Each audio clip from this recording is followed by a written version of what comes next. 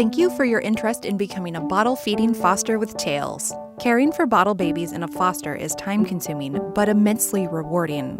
Tails provides just about everything that you could need to work with these little ones and get them ready for their forever homes.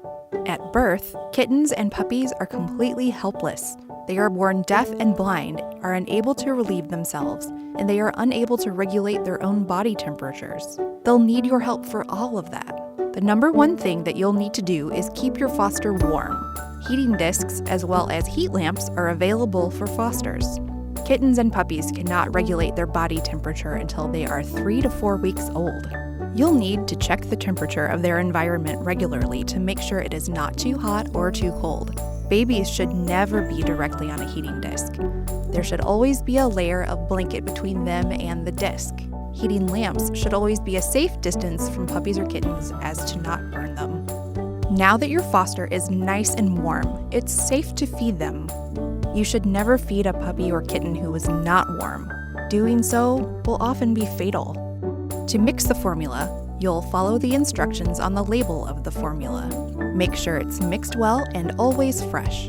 Only make what you will need. There are feeding charts available to you. To bottle feed, your foster will need to be laying on its stomach with its feet outstretched. Let them press against your hand as if they are actually nursing from their mom. Monitor closely how much your foster is eating. It's easy for them to overeat. Depending on their age, your foster will need to eat between every 2 to 4 hours. Make sure you don't skip a meal. Once they've finished, don't forget to burp them. Your foster will need potty help until they are about 4 weeks old. You should do this at every feeding. This is very easy.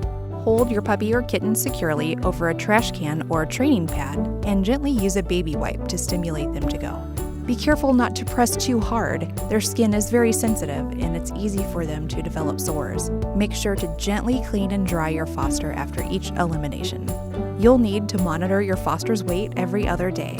You'll want to track this for any weight loss to make sure that your foster is healthy.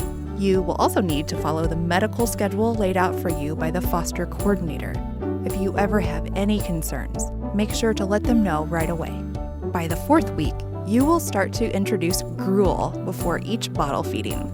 Gruel can be as simple as a water-soaked kibble that is soft and easy to eat, or a mix of wet food and kibble with lots of water. Once your foster is moved fully into gruel and kibble, the fun begins. Watch our videos on either fostering kittens or fostering puppies for more information on what comes next.